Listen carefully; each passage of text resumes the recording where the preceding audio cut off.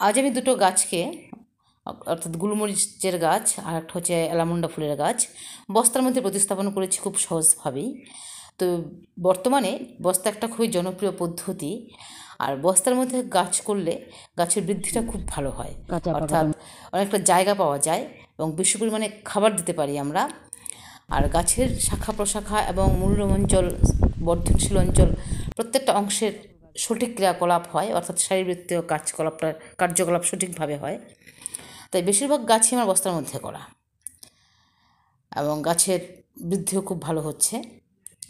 তো আজকেও দুটো গাছ আমি বস্তার মধ্যেই প্রতিস্থাপন করেছি এবং সেটা কিভাবে করেছি সেটাই আজকে দেখাবো।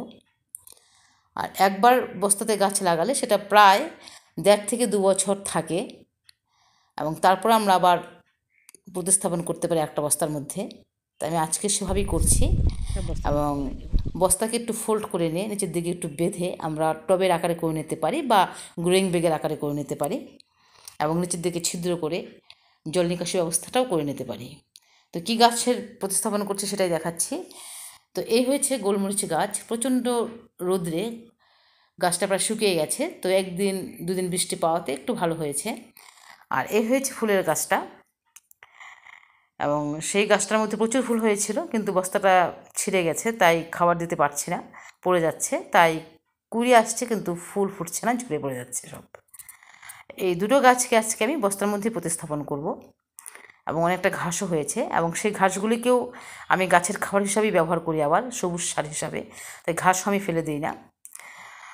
তো প্রথমে অ্যালামন্ডা ফুলের গাছটাকে প্রতিস্থাপন করি, তারপর গোলমরিচের গাছটাকে দেখাচ্ছি। তো চালের বস্তা, 25 কেজি চালের বস্তা, দু সাইড দিয়ে একটু কোনাটা, এই কোনাটাতে একটু বেঁধে দেবো সুতো দিয়ে, এই কোনাটা আর ওই কোনাটা বেঁধে দিয়ে একটু ফোল্ড করে নিলেই একদম টবের আকার হয়ে যাবে, অর্থাৎ গ্রোয়িং ব্যাগের মতো হবে। তো এটার মধ্যেই বসাচ্ছি, এটা আরেকটা বস্তা নিয়েছি, এটার মধ্যে গোলমরিচটা বসাবো। তো একটা একটা করে দেখাই। নরম হয়ে গেছে, টান দিলেই ছেড়ে যাচ্ছে। তো নিচের দিকে পাথরের গুঁড়ো, ইটের গুঁড়ো এবং রাবিশের গুঁড়ো রয়েছে অনেক, অর্থাৎ এই খাবারগুলোর মধ্যে রয়েছে প্রচুর পরিমাণে ক্যালসিয়াম, কার্বন, ম্যাগনেসিয়াম, ফসফরাস, যার জন্য গাছটার এত বৃদ্ধি হয়েছিল। তো শেকড় হয়েছে অনেক। তো নিচের দিকে অনেক বড় বড় পাথর দেওয়া আছে এবং উপরের দিকেও আমি কিছু পাথর দিয়ে দিই। এই যে পাথর, কারণ এই পাথরগুলোর সঙ্গে শেকড়ের একটা ঘর্ষণ তৈরি হয়, ফলে একটা শেকড়গুলো থেকে একটা অ্যাসিড নিঃসৃত হয়, যেটা রাসায়নিক বিক্রিয়ায় অংশগ্রহণ করে এবং গাছের বৃদ্ধিকে আরও ত্বরান্বিত করে। শুধু একটা পাথর নয়, আমি বেশ কয়েকটা পাথরই দিয়ে দিই, যে গাছগুলো অনেক দিন থাকে, অর্থাৎ বহু বছরজীবী গাছ যেগুলো, সেগুলোতে। তো এখানে অনেক কিছু দেওয়া আছে আর অনেক কিচেন ওয়েস্ট দিয়েছিলাম, পুরোটাই মাটিতে পরিণত হয়ে গেছে এবং বালি পাথর অনেক দেওয়া আছে, ইটের গুঁড়ো দেওয়া আছে অনেক, তার উপরে গাছটা ছিল। তো সবগুলোকে একটা বস্তার মধ্যে নিয়ে নিচ্ছি। এই যে বস্তাটা দুদিক দিয়ে এই কোনায় আর এই কোণে বেঁধে নিয়েছি। এখন আমি যেটা উল্টে দিই বস্তাটা, তো সুন্দর গোল হয়ে যাবে, সুন্দর একটা গ্রোয়িং ব্যাগের মতো হবে।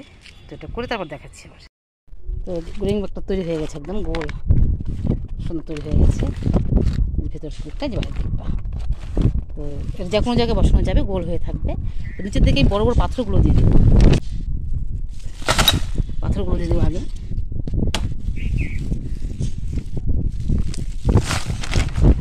তারপর গাছটা বসিয়ে দিই, দিয়ে তারপর আমি খাই। এবার সমস্ত যা কিছু ছিল সমস্ত কিছু দিয়ে এটা বসিয়ে দিয়েছি গাছটা। এখন জল দিয়ে দিব আর উপরের দিক থেকে আমি খাবার প্রয়োগ করতে পারবো, একটু গোবর সার দিয়ে দেবো। এই যে গাছটা একটুর উপর বসিয়ে দিয়েছি, এখন একটু ছিদ্র করে দেবো সাইড দিয়ে। জল নিকাশি ব্যবস্থার জন্য ছিদ্র করে দেবো, কিছু অনেক ছিদ্র করে দেবো সাইড দিক দিয়ে।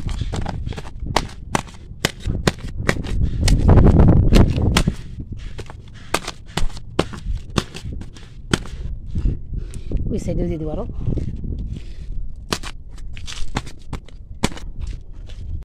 এখন এই গোলমরিচ গাছটা সেটাও সেম প্রসেসেই বসিয়ে দেবো। এটা কিসের মধ্যে দেখি, অনেক কীটনাশক খাবার দিয়েছিলাম, এই যে অনেক ঘাস হয়েছে, একটু পরিষ্কার করে দিই। গোলমরিচগুলো উঠিয়ে নিচ্ছি।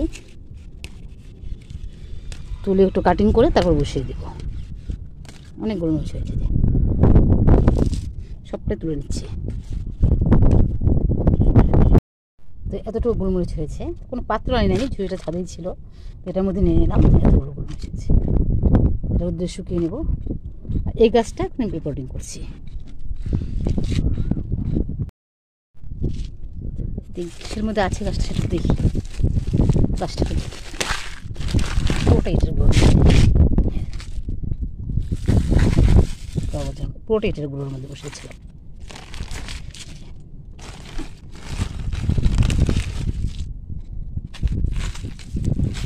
টাইলস মার্বেলসের গুঁড়ো ছিল, টাইলসের টুকরো, ইটের টুকরো, একদম লালচে মাটিটা, একদম অনেক পাথরের উপর ছিল এটা, ইটের টুকরো।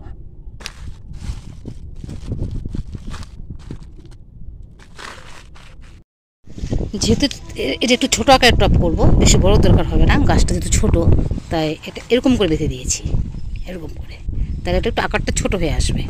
এখন উল্টে দিচ্ছি।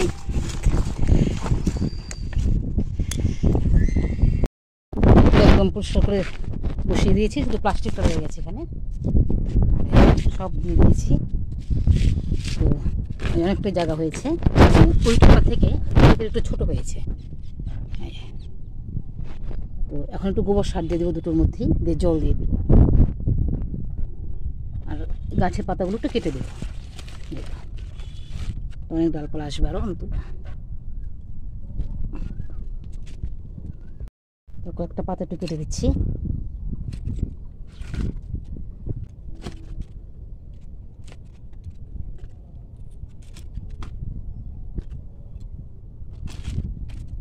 দু একটা পাতা থাকবে, এরকম থাকবে।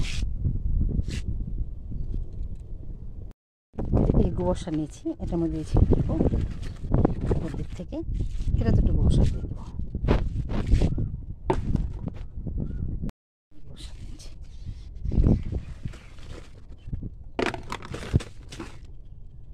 তারপর জল দিয়ে দিচ্ছি।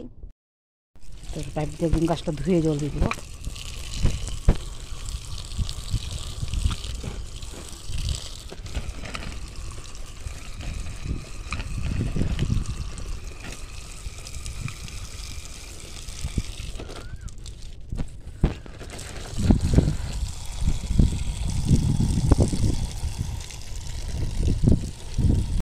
অনেক গাছই হচ্ছে, যে পুঁই গাছটা একটা বস্তার মধ্যেই করা, উপর দিকে উঠে গিয়ে যাচ্ছে, পুরো একটা বড় 25 কেজি বস্তার মধ্যে করা চালে।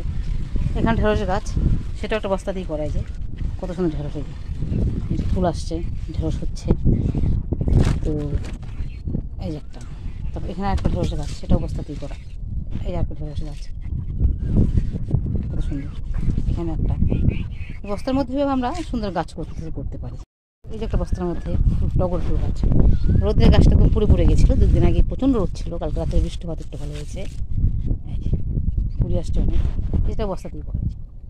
এখানে একটা বস্তার মধ্যে করা গাছ, এখানে একটা টগর গাছ, সেটাও বস্তার মধ্যেই করা যায়। টগর কত কুড়ে আসে, প্রচুর কুড়ে আসছে, সব বস্তার মধ্যে করা যাবে, প্রচুর কুড়ে আসছে। লঙ্কা গাছ বস্তাতে করা, দেখুন কত সুন্দর লঙ্কা আসছে, প্রচুর কুড়ে আসছে লঙ্কার, বস্তার মধ্যে করা। লঙ্কা পেকে গেছে অনেকে, প্রচুর কুড়ে আসছে।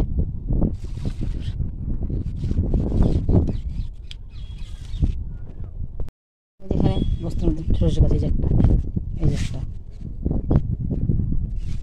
এই লঙ্কা গাছগুলো বস্তাতেই করা, সব বস্তার মধ্যে।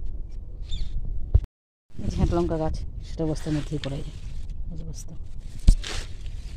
কত লঙ্কা, প্রচুর লঙ্কা,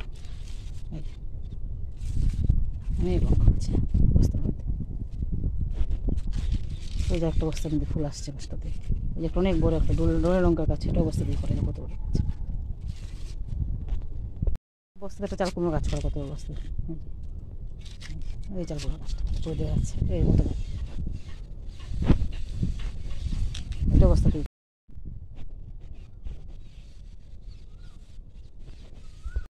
এখানটা উচ্ছে গাছ, কত সুন্দর বস্তার মধ্যে হচ্ছে, টবের আকার করে বসিয়ে দিয়েছি, অনেক উচ্ছে হচ্ছে। এই যে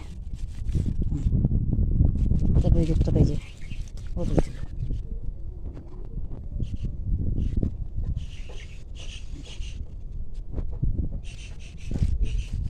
এইখানে এই দেখো, এই যে আরো অনেক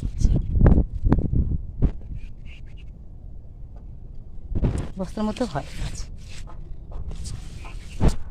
অনেক। আর এখানে রয়েছে একটা মোসাম্বি গাছ, সেটাও বস্তার মধ্যেই করা।